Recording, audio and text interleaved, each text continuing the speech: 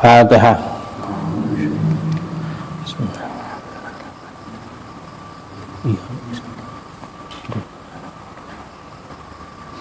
Bismillahirrahmanirrahim. Alhamdulillahirabbil alamin wassalatu wassalamu ala sayyidina Muhammadin wa ala alihi washabbihi ajmain. Qalu subhanaka la ilma lana illa ma 'allamtana innaka antal alimul hakim. Qala Allah ta'ala rabbi shrah li sadri wa yassir li amri wahlul 'uqdatam min lisani yafqahu qawli amma ba'd. Qala al-musannifu rahimahullahu ta'ala wa nafa'ana bihi wa bi'ilmihi fid dharain amin. Wala ba'sa bi ayyad wa bi ta'awatin mahfudatin ma'hu.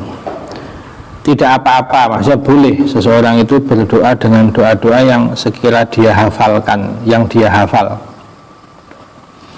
Lahu aw ghairihi, doa untuk dia sendiri atau doa untuk orang lain. Masju'atin idza lam yastaghil bi takallufi tartibiha wa mur'ati rabbiha. Kemarin itu diupayakan, disarankan supaya jangan dengan doa yang bersajak-sajak, yang sekira menghilangkan kekhusyuan.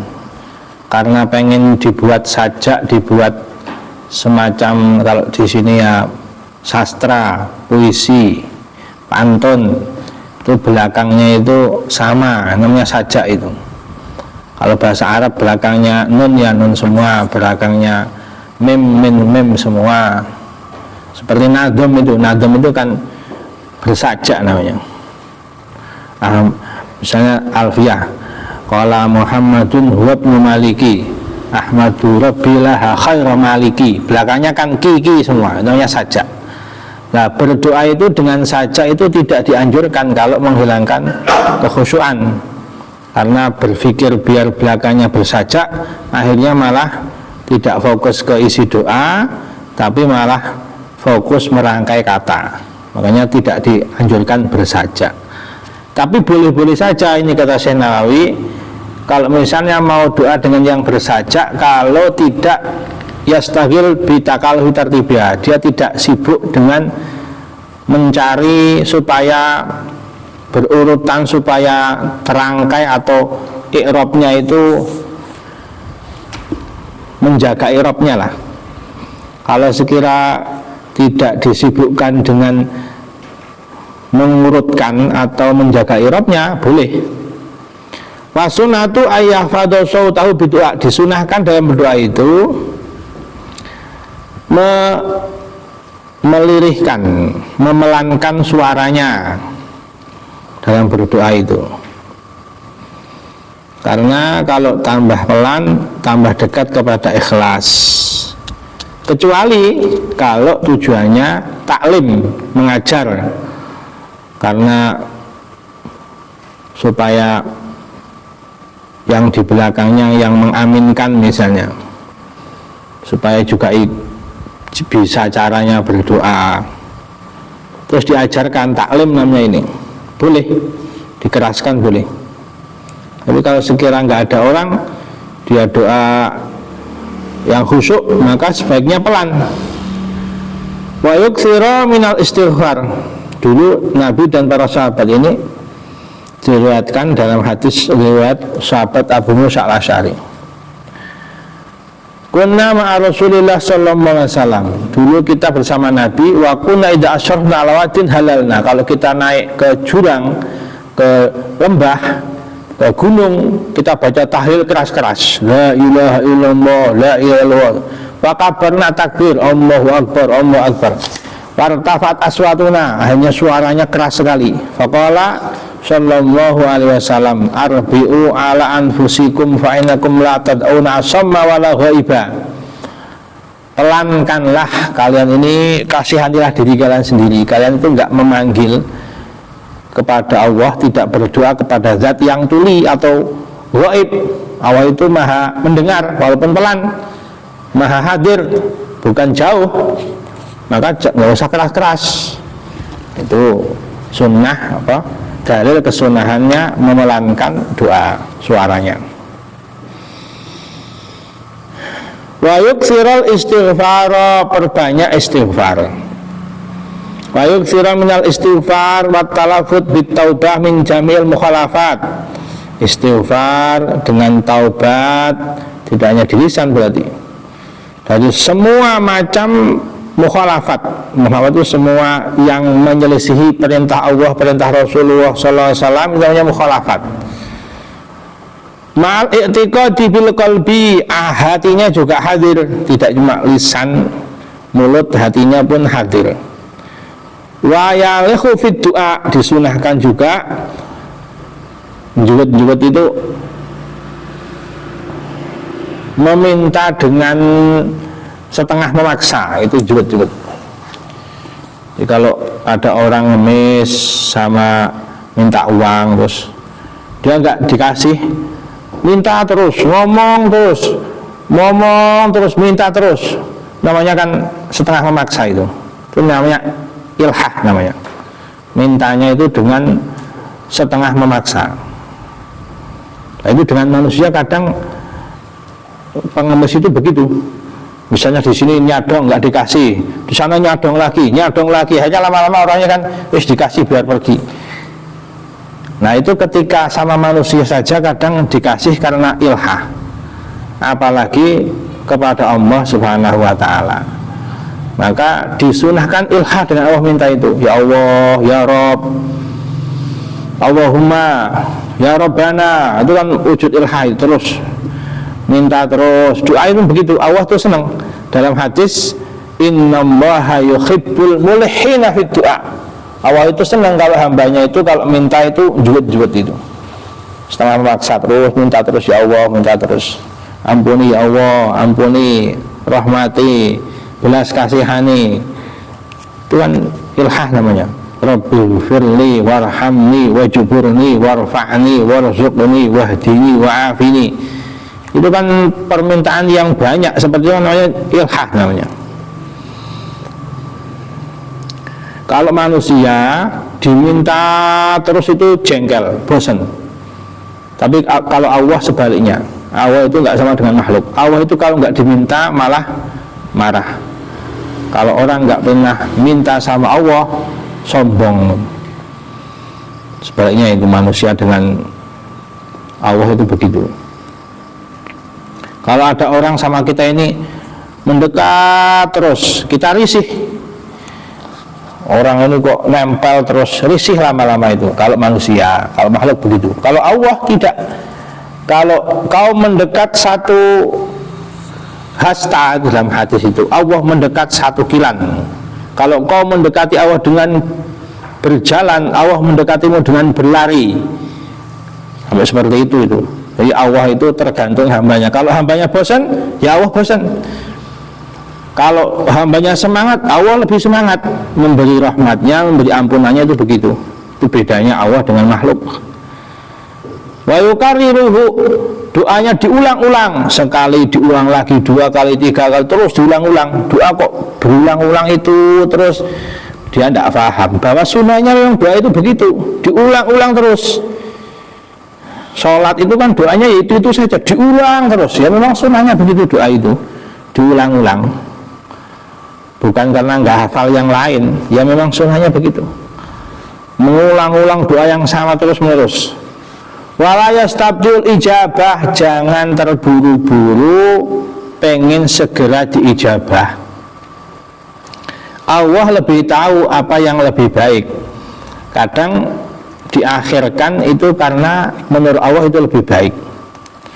Bahkan sampai mati kadang orang belum diijabah doanya karena mau disimpan jadi pahala di akhirat.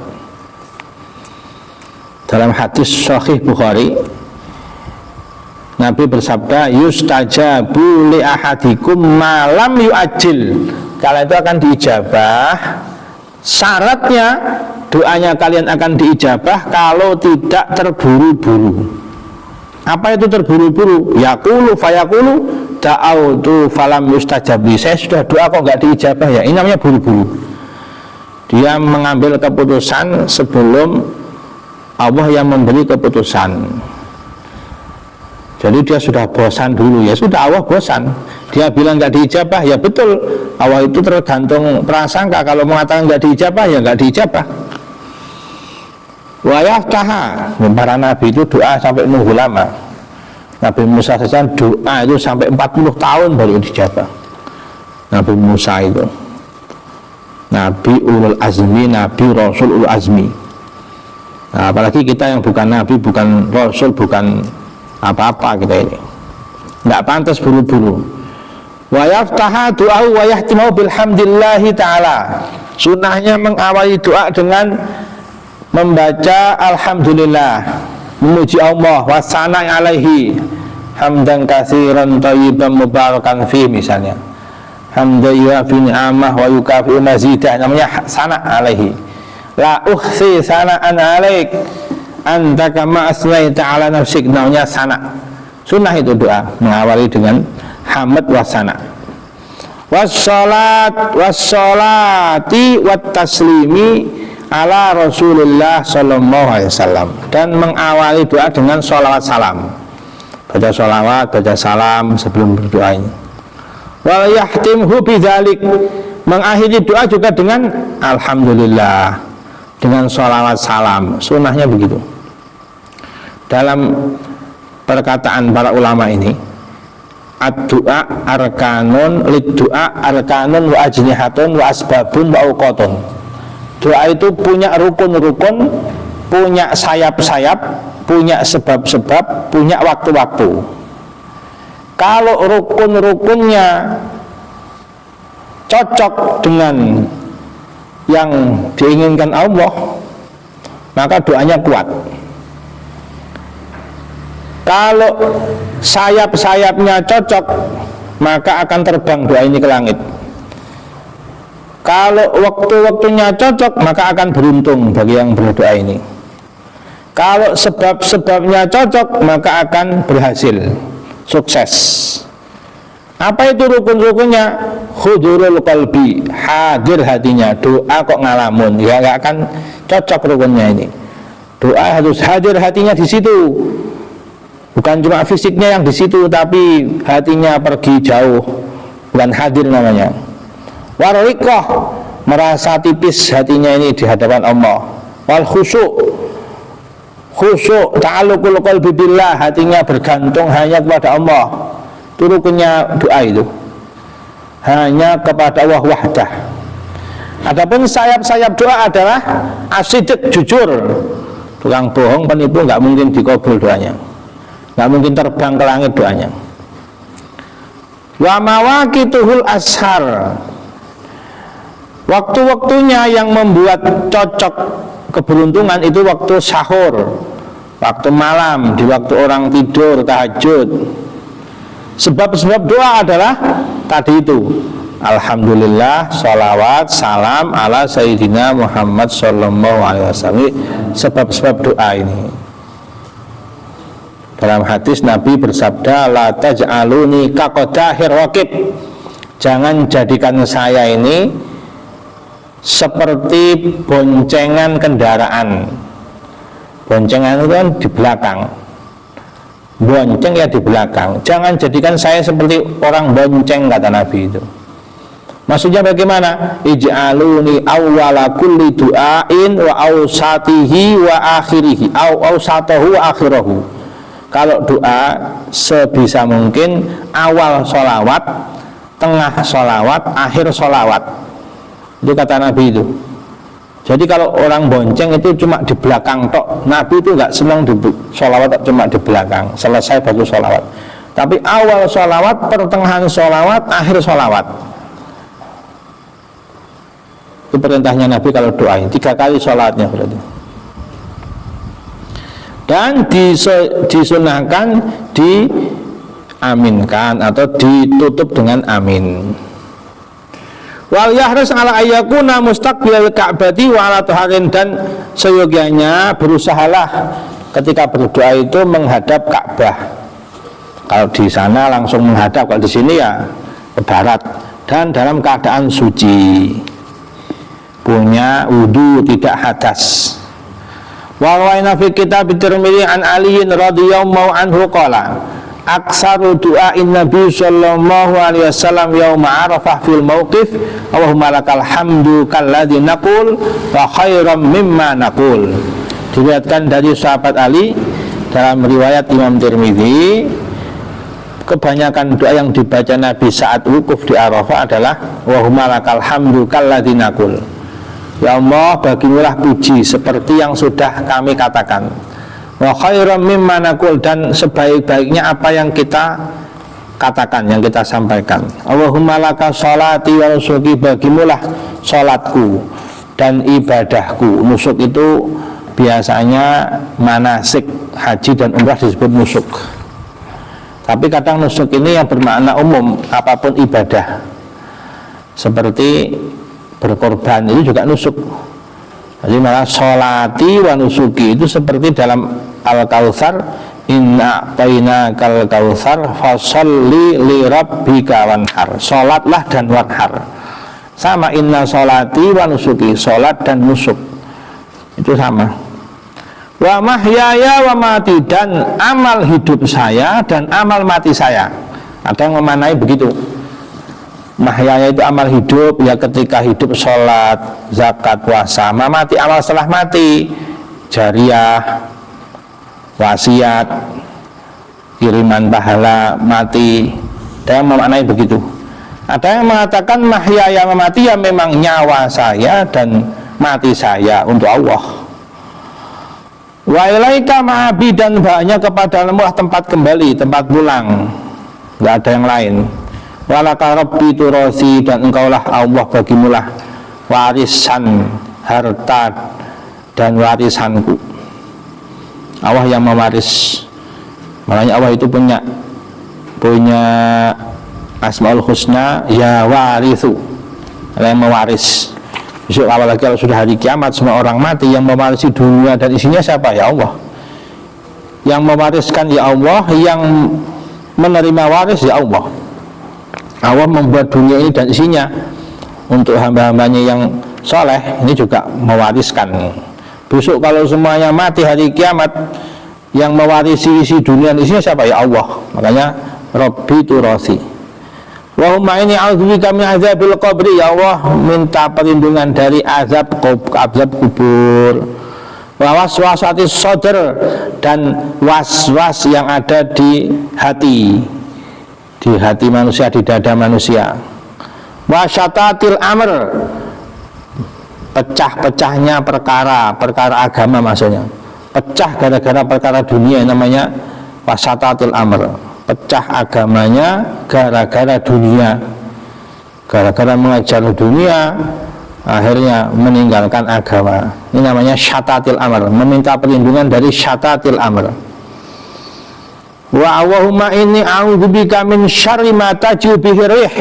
Ya Allah, saya meminta perlindungan kepadamu dari buruknya yang mendatangkan angin. Apa maksudnya ini? Maksudnya taji'u bihi rih itu azab. Apapun yang berupa siksa itu perumpamaannya seperti datangnya angin. Ini kiasan, bahasa kiasan. Ada yang mengatakan ini kinayah dari buruknya qadha dan qadar. Taji'u bihi itu kiasan dari buruknya takdir. Minta perlindungan ya Allah dari buruknya takdir. Ini bahasa kiasan ini. Wa istaqbu al-iksaru min talbiyah fi ma baina dzalik, ini masih di Arafah. Perbanyak talbiyah, labbaik Allahumma labbaik, itu talbiyah ini. Wa minas sholati wassalami ala Rasulillah sallallahu alaihi wasallam, berbanyak sholawat dan salam. Wa yuksiru minal buka minal dzikir wa doa, perbanyak menangis saat zikir, berdoa itu nangis. Kalau nggak bisa nangis, dipura-purakan menangis, itu sunnah. Diusahakan menangis, saking kerasnya hati kadang orang sampai nggak pernah menangis. Nah, caranya bagaimana biar menangis? Ya berusaha menangis, sunnah itu hukumnya. Kalau pas zikir doa itu berusaha menangis. Fahunalika tuskabul ibarat, dan ketika Arafah ini di situ turun ibarat-ibarat yang selama ini dilakukan di hari-hari yang sudah lewat. Watus taqalul asarat, dan di harapkan diampuninya dosa-dosa. Wa turtajat talabat, diharapkan keinginan-keinginan ini diijabah oleh Allah. Jadi Nabi saat berdoa di Arafah itu saking rahmahnya beliau ini memintakan kepada seluruh umatnya diampuni. Semua umatnya, ya Allah tolong ampuni semua umat saya. Itu Nabi saking rahmahnya dengan umatnya. Satu saat ada riwayat seperti itu di hari Arafah. Terus kata Allah ini, ujiba lima adal madolim, kecuali orang yang dolim. Ya Muhammad diampuni kecuali orang yang dolim, yang menganiaya. Orang kalau menganiaya, pernah mengambil hak orang lain, menyakiti orang, mencaci orang, ghibah orang, rasani orang, adu domba orang, pokoknya punya hak dengan sesama manusia. Itu kata Allah ini, fa innahu ta'ala ya'khudul madlum minadh dhalim. Kalau belum diselesaikan ini, belum meminta maaf sama yang mendolim, yang didolimi, belum akan diampuni.